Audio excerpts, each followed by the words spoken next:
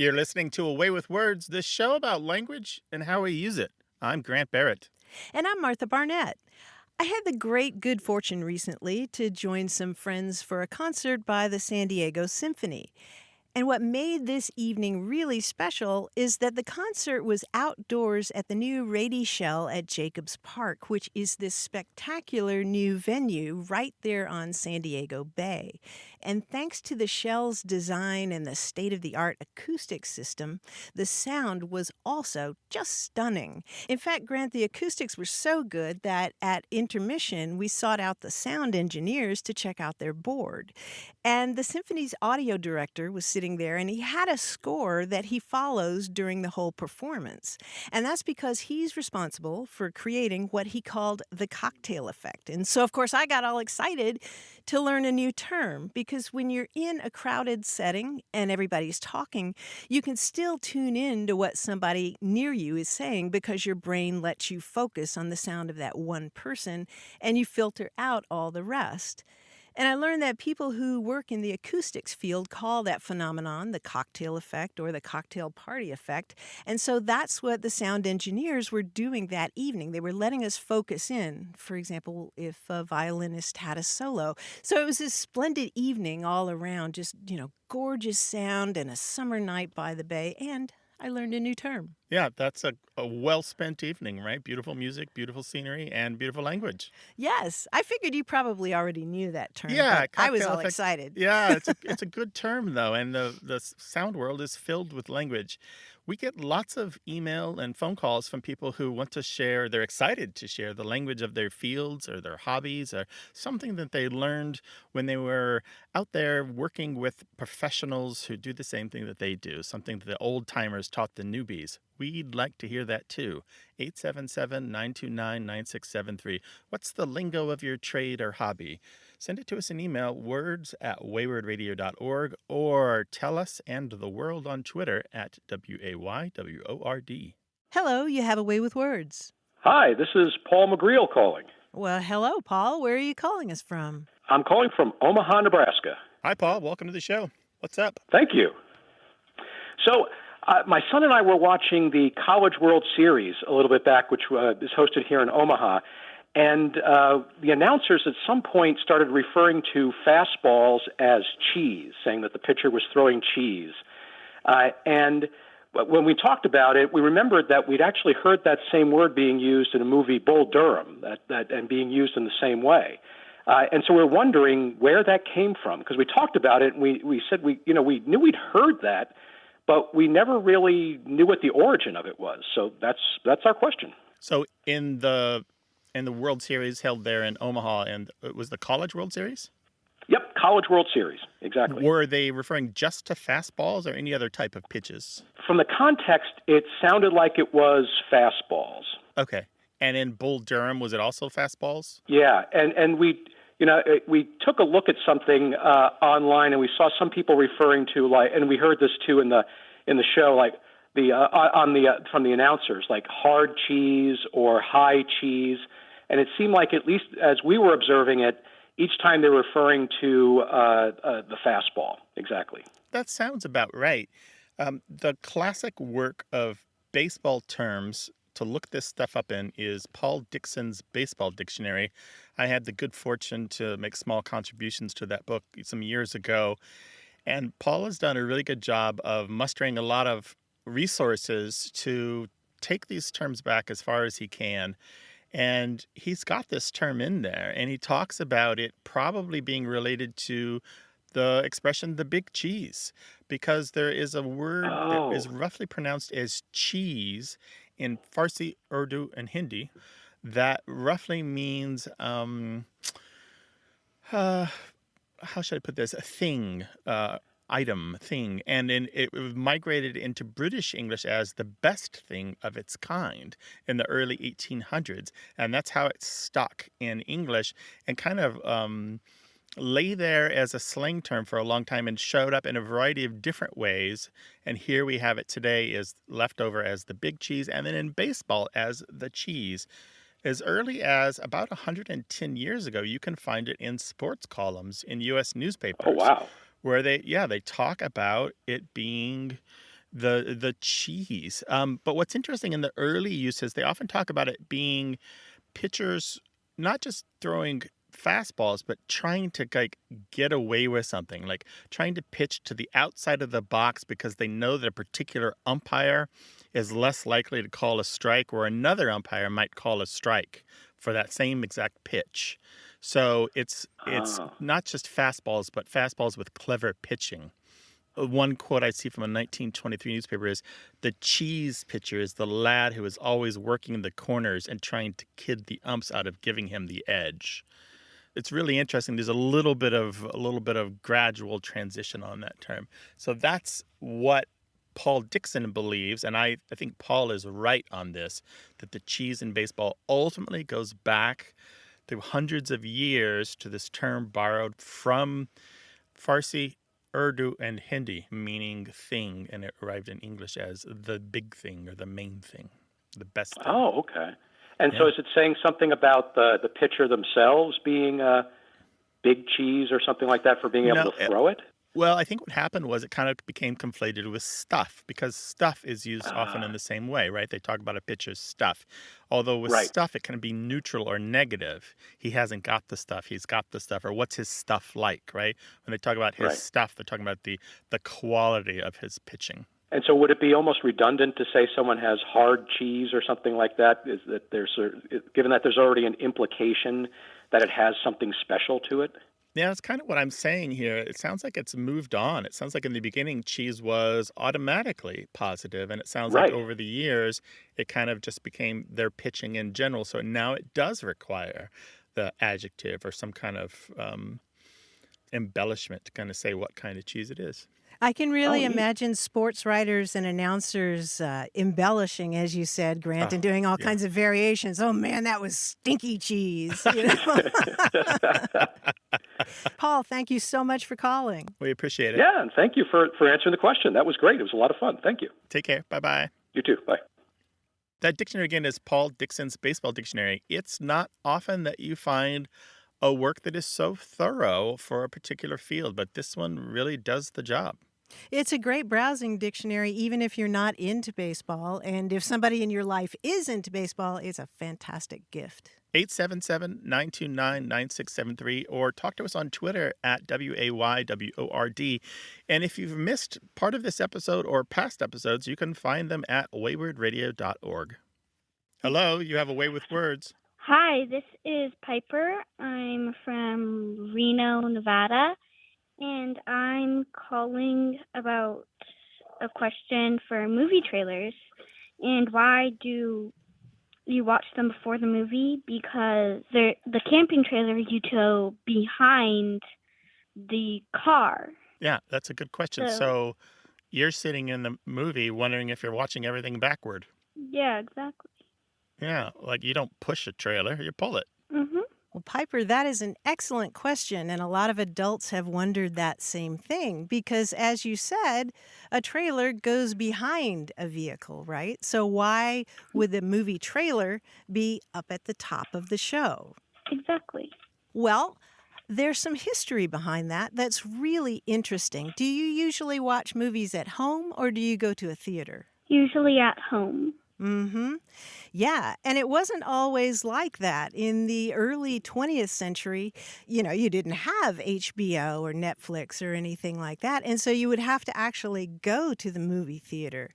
And this was a big deal back in those days, Piper. I mean, you would go and you would watch, say, at least 2 films. You would pay your ticket and you could go in and you could see a double feature. So that would mean that they would see one movie, and then after the movie, there would be like a little preview of coming attractions, and then they would show the second movie. The preview of coming attractions in between those movies followed the first movie. It trailed the first movie, and that's why it started to become called a trailer. And then after people figured out that, wow, maybe we better put the preview of coming attractions at the beginning of the movie, then they started doing that because, maybe people left before the second movie. So they started putting it at the beginning of the first film, but they still called it a trailer. That name just hung on. It was like a little fossil or something, Yeah. One interesting thing is that the trailer name stuck for about 100 years. They switched from the end of the movie to the beginning very quickly after movies were invented. So by the 1920s, they were already moved mostly to the beginning of pictures and not exclusively at the end. But they were called trailers. So the name has kind of been weirdly inaccurate for a long time. Oh, So, Piper, what's the last good movie you saw? What do you recommend to us? I would say it's a really new movie called Luca. Luca, uh-huh. It's about this fish guy who goes onto land and then tries to win this huge race. Oh, So- okay. That's right. He's a big bicycling fan, right? Yeah. And his parents don't want him to go ashore because when he goes ashore, he turns human. He's no longer a fish. Yeah, exactly. We watched it. It was very good. Is this the one that happens in Italy? And there's a lot of Yeah. pasta Yeah. involved? Yeah. Mhm. And there's a lot of Italian in the film, which is a good language thing. Cool. Well, Piper, thank you for that question and that recommendation. You're welcome, and thank you for letting me be on your show. Absolutely. Do you listen every week? Yes, I do. Excellent. Well, call us again sometime. Take care. Okay. All right. You Take too. care. Bye-bye. All right. Bye-bye. Bye. We love questions from listeners of all ages, so call us with yours, 877-929-9673, or send it to us in email. The address is words@waywardradio.org, and if you just can't wait, hit us up on Twitter. We're at Wayward.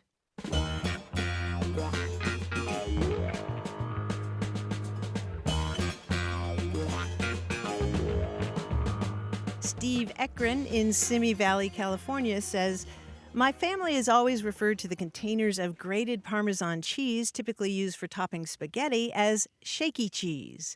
An example would be me asking my child, do you want some shaky cheese on your noodles? And he wonders if anybody else uses this term. As a matter of fact, they do. That is an incredibly common term for it. And I think we've talked about this on the show, and I mentioned that my family uses scrapey cheese to Aw. talk about the block of Parmesan Reggiano that you scrape over your pasta.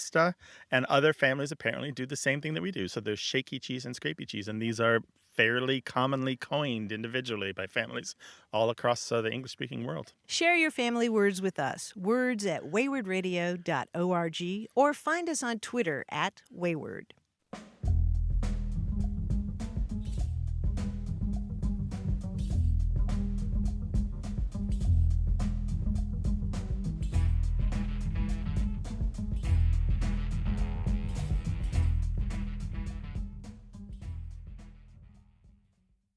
You're listening to Away with Words, the show about language and how we use it. I'm Grant Barrett.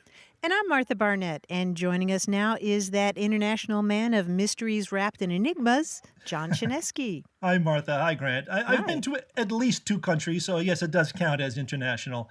Hello, Canada. Anyway, short anagrams today is the title of our quiz. You know, anagrams are a staple of wordplay, but we don't do them much here because they're not always easy to do in your head.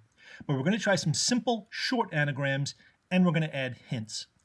I'll give you a sentence. That sentence will contain a short word that anagrams to another word. Also in that sentence will be another word that defines the answer. For example, I can get no research done because the room is so dusty. The definition is research, and the anagram word is dusty, which anagrams to Study. study. Yes, research, study, dusty is study. That's the anagram. Okay, let's give it a shot. We sat around the fire and wept into our mugs of hot cider.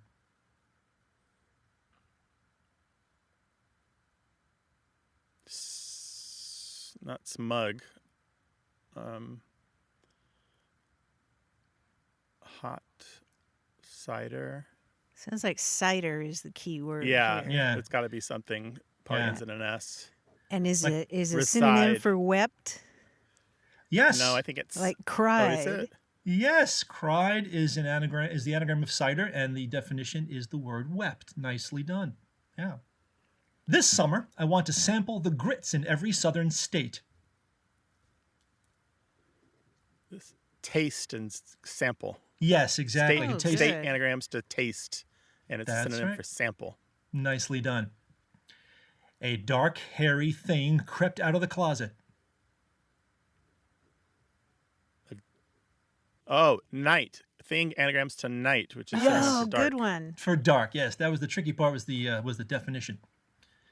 Here we go. I'm going to toss this poem because it's not worth my time. You're not going to emit it. And No, we're not anagramming this. no, Are you moping? no, not No. anagramming poem either.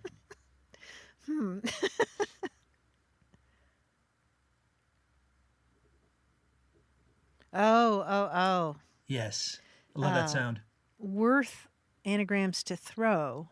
Right, and it's defined by the word Toss. toss. Yes, very good. For what I paid, I found the dinner options rather lame. Meal. Dinner, lame Yeah. anagrams to meal, which is a synonym for dinner. Yes, very good. Nicely done. All right, you guys did fantastic. That's a workout. Thank you, John. That was a mind bender for sure. I appreciate the workout every week.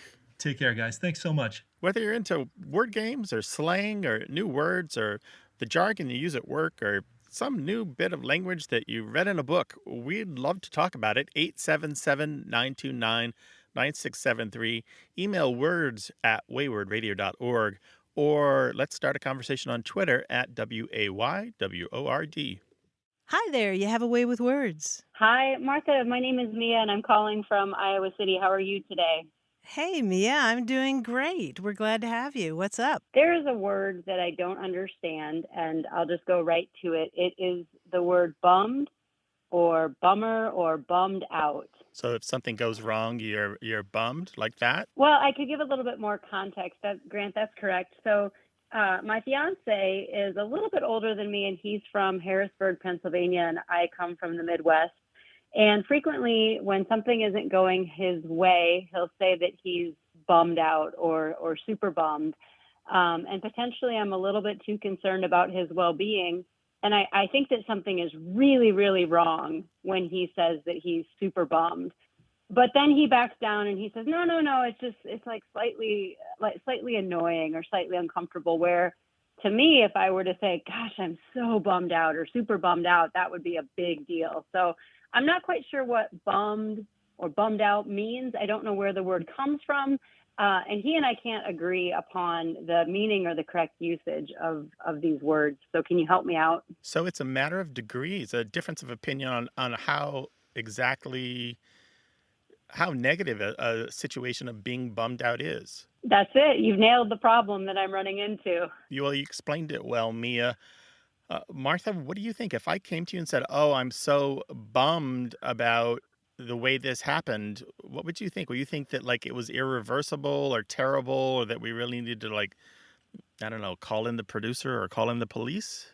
I think it depends on how you present it. If you said, I am so bummed, that's going to be different from I'm so bummed. Yeah. Yeah. So if I just said bummer and then moved Yeah. on, then you would know that it wasn't a big deal. Yeah. Context, of course, always matters, Mia. And I wonder if it's just that you are a really sensitive individual and your love for him is what's really coming into play here, that your sensitivity to his feelings because he's someone that you care for is really having a lot of influence on your reading of this, because you don't obviously want him to be in a terrible situation that needs fixing. But in general, my understanding of being bummed is that it's not like being aggravated. It's a little milder than being aggravated. Oh, I'm going to get a lot of email about that, aren't I? Well, it's certainly not devastated. Yeah, if you devastated. came in and That's a said, better word. yeah, oh, I'm so devastated. Bummed. I mean, you can be bummed about all kinds of little Yeah. things, right? Yeah, you could be bummed about not getting tickets for a baseball game that you want to go to, or you could be bummed about missing your chance to see a friend who was in town, but you just couldn't make it work. But you could also be bummed about your food arriving from a restaurant that you really love, and it's all over the inside of the bag, and it's inedible. Yeah, I think that's a good bummed example. So, Mia, thank you so much for making us look a Yeah. little more closely at this word. I never really thought about it before. You know what? This helps us so much, and this conversation was definitely not a bummer. So thank you so much for your time today. Thank you. And you don't sound like a bummer at all either, Mia. Give our best to your guy, all right? Yeah, thanks so much. Take care. Take care. Okay. Bye-bye. Thanks. Bye bye. Bye. Of course, I didn't even mention bum idea, bum leg, bum deal. These are Mm-hmm. all the same bum. They're all as bum is just a broken or incorrect or faulty or fake version of the thing. Yeah, and the more I think about it, the more mild it seems, I mean, if you talk about a bum leg, it's sort of like you're resigned to having it. Yeah. It's just this chronic condition that I have. It's my bum leg. It's not Yeah. like this devastating injury to my leg. It's just kind of a condition. Yeah, and a bum deal is usually something that's not something that wipes you out. It's usually something like maybe it's something that you've moved on from or that you could back out of. And a bum idea is usually one that you've discarded and not one that you're stuck with. Well, we'd love to know your opinions, so give us a call, 877-929-9673, or send it to us in email. That address is words@waywordradio.org.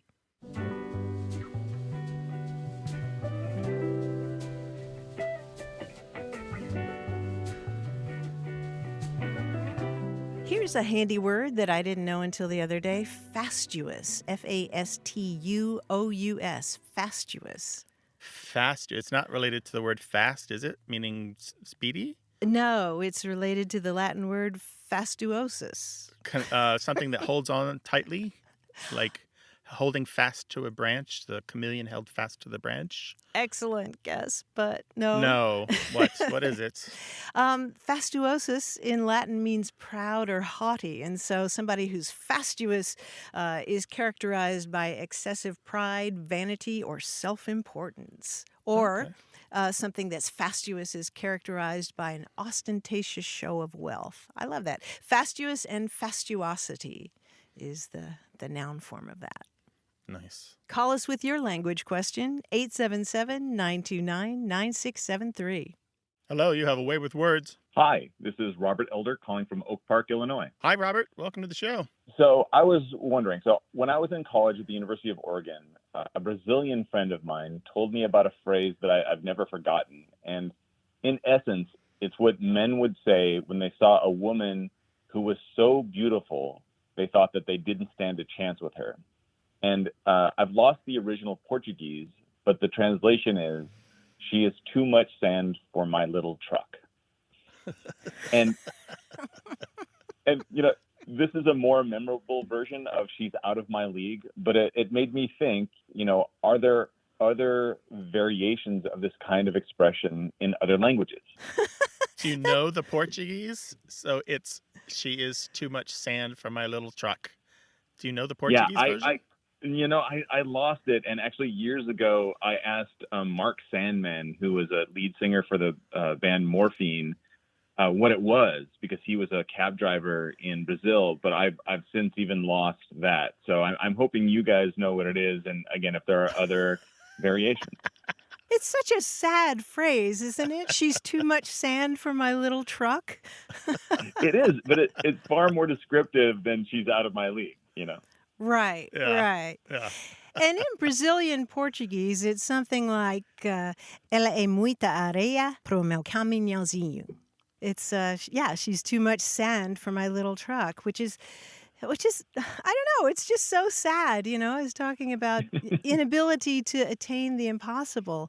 But we love your question, Robert, because there are lots of different phrases that I think this is my favorite of all of them, Grant, but there It's so are colorful. And I understand that it's a little different in European Portuguese. Like you might also use it there for something that's too expensive, perhaps a car that's out of your budget, or even a job that is beyond your capabilities, or a business proposal that is too big for your company to accept. Too much sand for your little truck. And sometimes you can just say "too much sand for my truck" without the little. Yeah, caminhão. But there are lots of different phrases that convey that same idea. There's one in Spanish that suggests that they don't even come up to the bottoms of the soles of their shoes, or they don't even come up to their heels. Ni a los talones. And there's some of these that are kind of naughty in Polish. There's one that goes, "The sausage is not for the dog," which is, or "The soul wants to get into heaven," and you can swap out a word there and make it sound really naughty. But Grant, I know you're a fan of these as well. But you mentioned something about not coming up to the heels. In a lot of European languages, including French, Hebrew, Czech, and German, there is something about not reaching your ankles. In French, it's loin de lui arriver à la cheville. But in German, there's also nicht das Wasser reichen können. They can't reach the water. Basically, the equivalent of the English, not good enough to carry someone's water. It's nice to know that low self-esteem is universal. Yeah. Yeah, but I do think of all of these, the Brazilian one is my favorite. I had never heard other variations before, and it's such a specific thing. It's not just low self-esteem. It's that you don't have a chance. My brother used to have one with his friends that was similar, which was, "We look good, but we ain't got no game." Oh, yeah. Thank you. This was a great call, Robert, and this is a great expression. I'm sure this is going to make it into English now, and you've done the job. Oh, thank you so much. All right, take care now. Be well. Thanks for Thanks so calling. much. Bye-bye. Alrighty, Thanks. Bye-bye. We love those phrases from other languages. Did you learn them from a taxi driver? Did you hear them from a band member? Was it something you learned when you were traveling or you grew up with? 877-929-9673. Or tell those phrases that speak to your heart in other languages to us in email, words@waywardradio.org. Hello there. You have a way with words. Good morning. This is Gail Roberts. I'm calling from Potrero, way down south, down near the border. San Diego County. Well, welcome to the show, Gail. Yes. What can we do for you? Well, I'm aware that language sort of changes and adapts from time to time. But what I have been noticing recently is we seem to be losing the past tense of verbs. The most common one I hear is "I could have went" instead of "gone." The people are saying "went," and I hear that quite a lot. There's another one where I saw this was written in a novel where it said about a ship had sunken instead of sank. And then another one was I was sat instead of seated. And then another, it's not quite the same, but another one where I've heard several people say this, I was drugged instead of dragged. He was drugged across the car park instead of dragged. And I'm wondering what this is about, what's happening. Oh, that's a very full, rich question with lots of possibilities.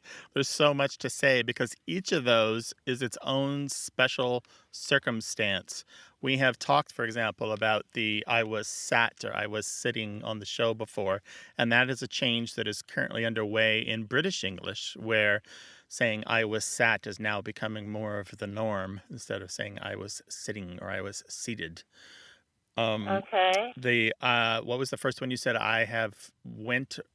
Yes, that one. People could have went, or instead of saying I could have gone or I would have gone. Yeah, that one rings as false to most native speakers' ears, except that you will often hear it. I don't have a lot of data on that, but I know that some linguists are tracking that, and we're looking to see if that's undergoing a transformation. But what we do generally see is that there are a lot of verbs in English. If there's a past participle form that is non-standard, sometimes it also shows up in the past form.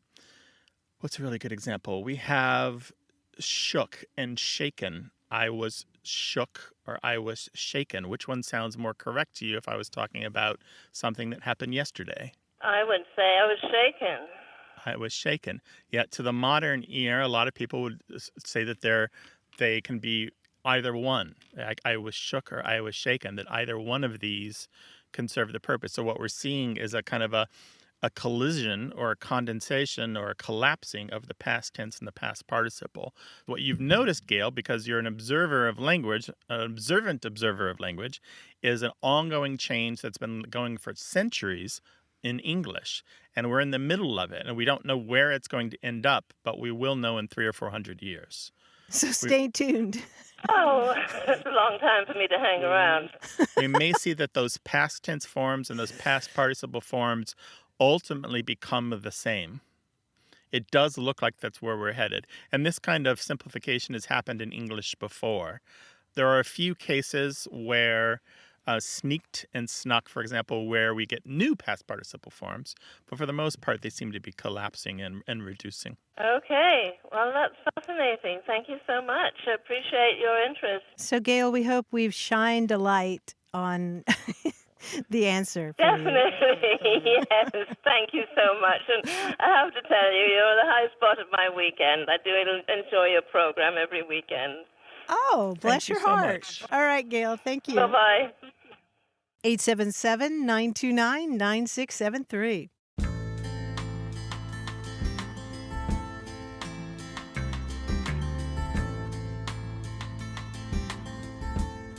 In German, if somebody asks you how you are and you're feeling great, you can say alles in Butter, which means everything is in butter. It means you're feeling terrific. And the idea is supposedly that back in the old days, German restaurant owners would advertise that their kitchen only used the most expensive type of fat, which was butter. So alles in Butter. Alles in Butter. Everything is in butter. Oh, danke schön. That's very nice, Martha. Bitte. 877-929-9673. Email words@waywardradio.org. More about what we say and why we say it. Stick around for more.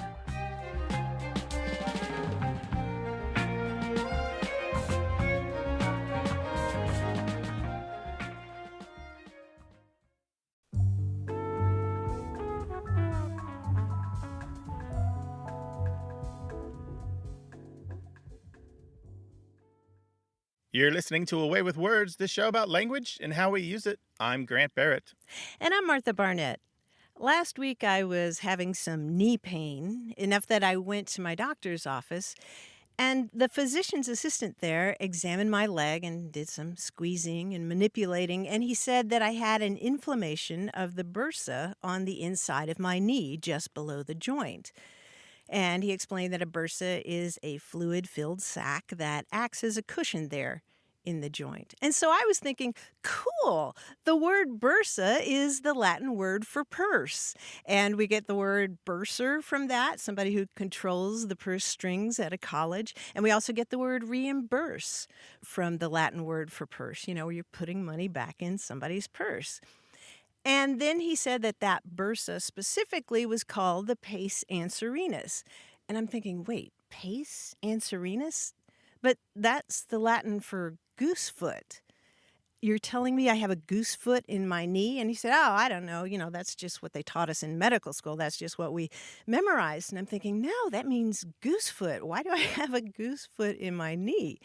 Because the Latin word pes, P-E-S, means foot. And the genitive of that, pedis, gives us pedestrian and pedal. And then I was thinking about the word anserinus because in Latin, anserinus means goose-like. And in English, the word answering means silly or stupid as a goose. Like you would say, he engaged in answering behavior. But I was wondering why goosefoot, and I got home and I started reading about this, of course, and I learned that the tendons of 3 different leg muscles attach to the shin bone over this bursa, and they spread out in 3 directions from that spot, so they look sort of like a goosefoot. So that's why my bursa is called the pes anserinus. And then I started thinking about other words involving goose feet, because in German there's the word Gänsefüßchen, which literally means little goose feet, and it's a term for quotation marks. Gänsefüßchen. And then, Grant, there's one more word in English that has a bird foot in it. Any ideas what that is? One more word in English that has the bird foot in it? Mm-hmm. Not a goose foot, but a different bird foot. A different bird foot. Mm-hmm. And it comes from French. Pied à terre. Magpie. I don't know. What is it? Well, the French word for foot, as you noted, is pied. And in French, the word for a crane, that long-legged bird, is a Uh-huh. grue. So Pied de Grue gave us the word pedigree Oh, uh, yes, of from the course. shape made by the forked lines of a genealogical chart. So I went from bursa to pace anserinus to pedigree ultimately, and I had so much fun. I forgot my knee hurt. I thought that's where you were headed. Yeah, and I'm sitting here, my mind is swirling with all these connections, and I'm still thinking about purse. Purse, the word purse itself is from the word bursa. Mm-hmm. The B became a P in Yep. English when it Yep. came from French.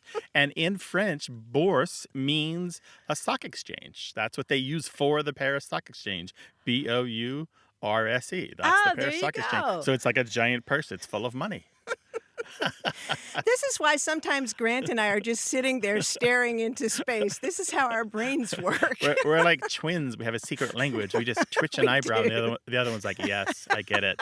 I agree." We're joined at the brainstem. There are these secret paths and strange stories in pretty much any language. Whether your question is about English or another language, let us know 877-929-9673 or email us words@waywardradio.org. Hello, you have a way with words. Hi, this is Randall Reed calling from Baltimore, Maryland.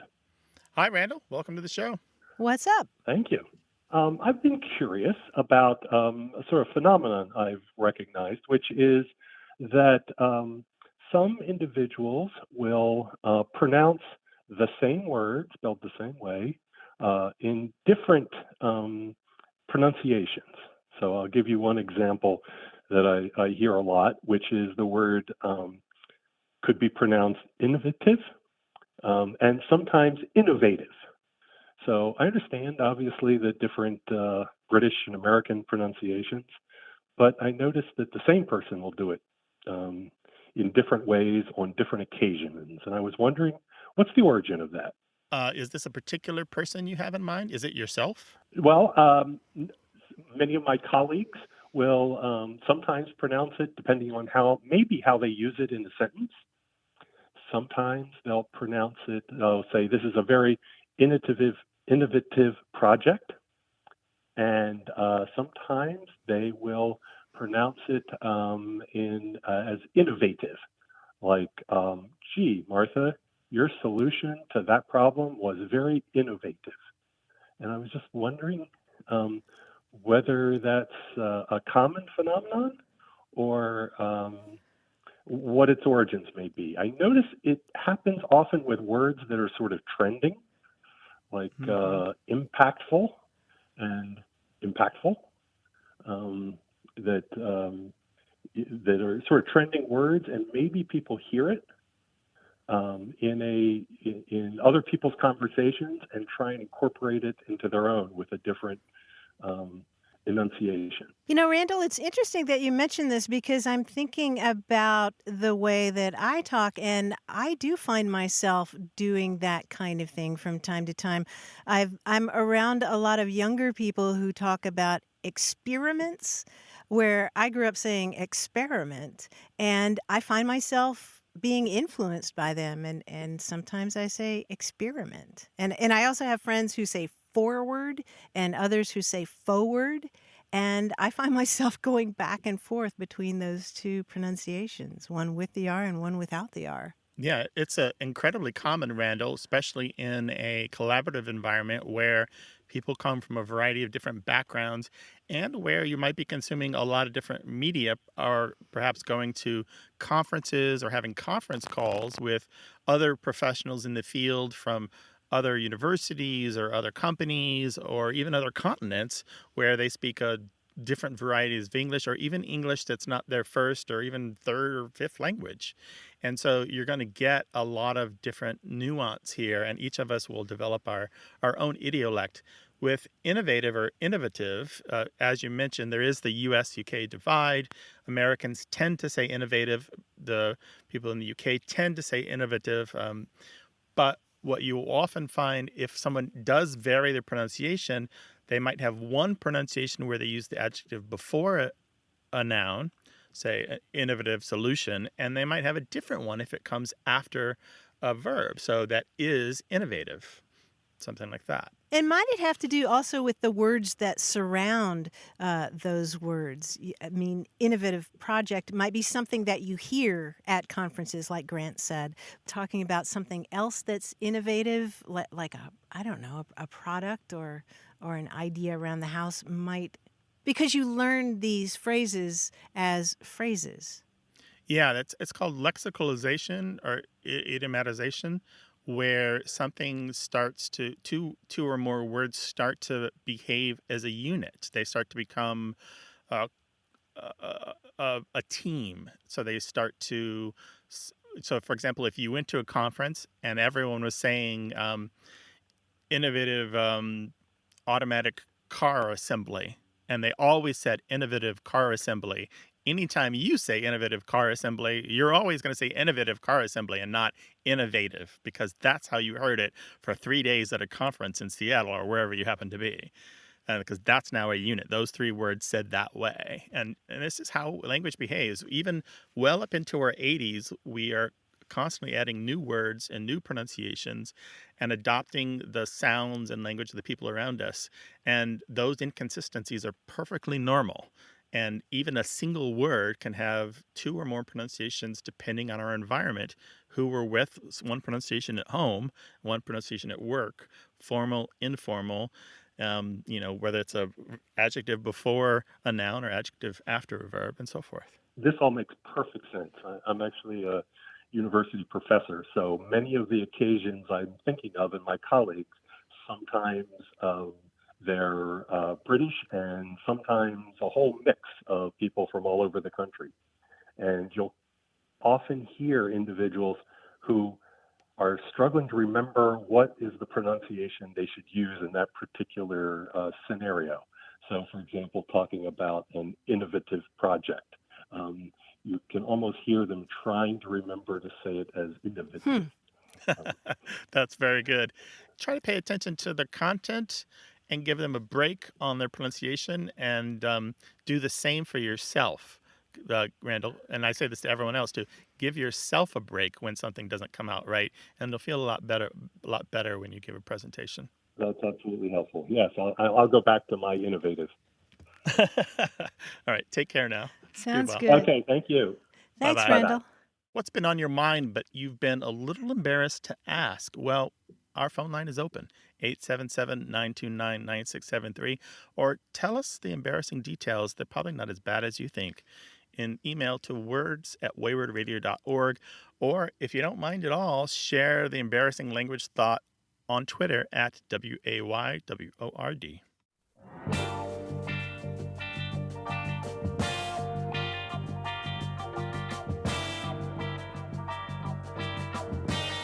A while back, we were discussing bedroom furniture and how, taken together, that furniture can be called either a bedroom suite or a bedroom suit. You remember that conversation, Grant? Right, and that surprised a lot of people because they'd only ever heard suite and they thought suit was automatically wrong.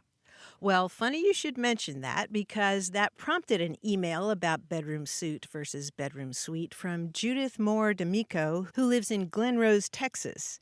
And Judith writes, "This nearly caused a hiccup in the relationship between me and my fiancé. I called him and told him I had found a really good deal on a bedroom suit for only $600. There was a long silence, followed by a rather timid, 'Was that a good deal?' The poor man was from Pittsburgh, PA, and thought I was not only spending $600 on a nightgown, but also thought that was a good deal."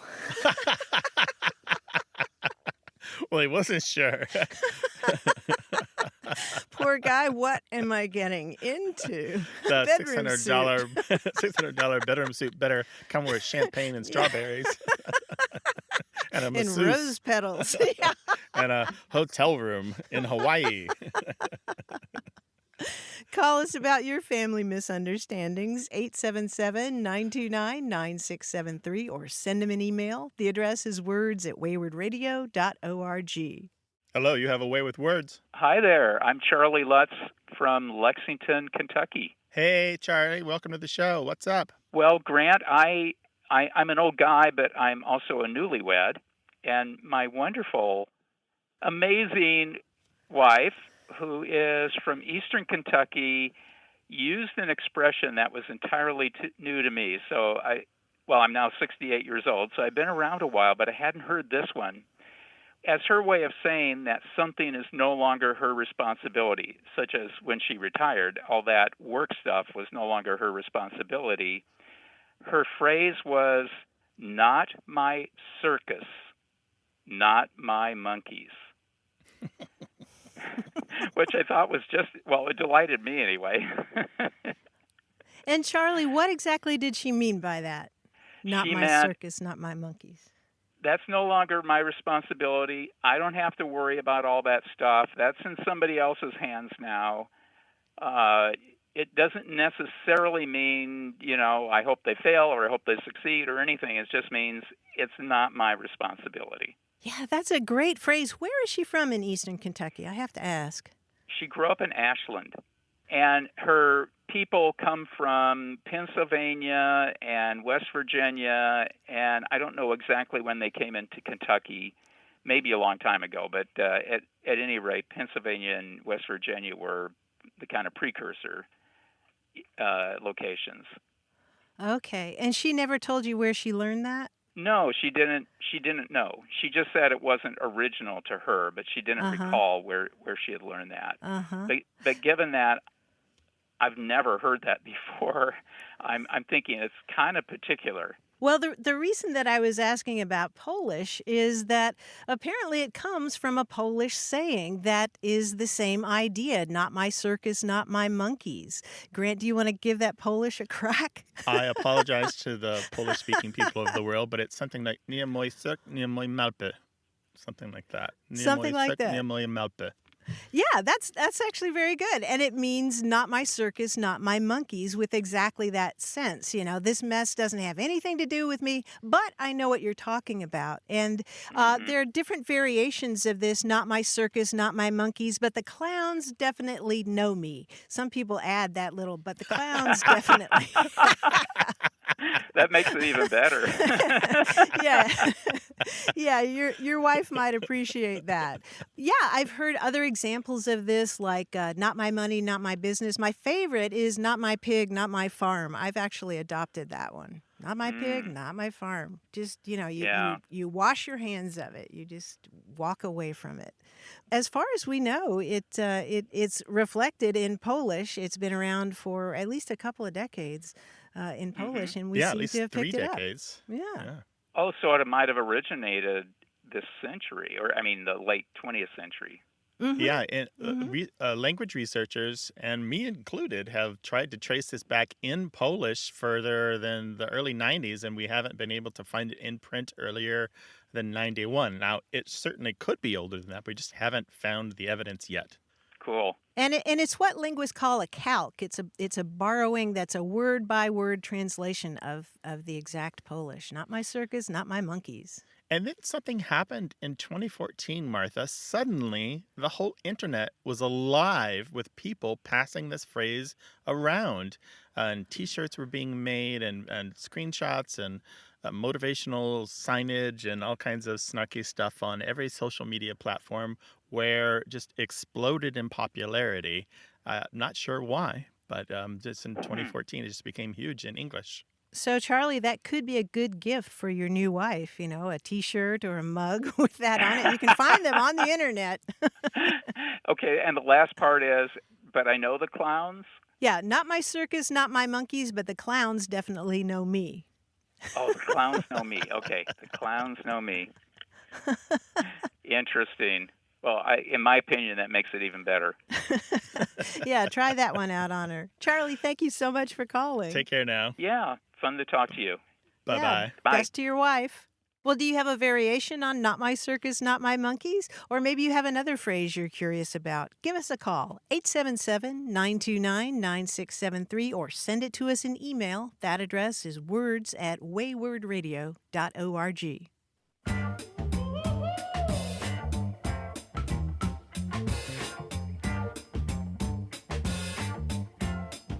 My new favorite expression that I learned from the Dictionary of Southern Appalachian English is in all my put-togethers. And that means in all of my experience. I never saw anything like that in all my put-togethers. Oh, yeah, that's a good one. That's going in the permanent lexicon. Not just your experience, but everything that you figured out from your experience. Yes, right? yes, yes, in all my put-togethers. 877-929-9673. Thanks to senior producer Stephanie Levine, editor Tim Felton, and production assistant Rachel Elizabeth Weisler. You can send us messages, subscribe to the podcast and newsletter, and catch up on hundreds of past episodes at waywardradio.org. Our toll-free line is always open in the U.S. and Canada, 877-929-9673, or email us words@waywardradio.org. A Way with Words is an independent production of Wayward, Inc., a nonprofit supported by listeners and organizations who are changing the way the world talks about language. Many thanks to Wayward board member and our friend Bruce Rogo for his help and expertise. Thanks for listening. I'm Grant Barrett. And I'm Martha Barnett. Until next time, goodbye. Bye-bye.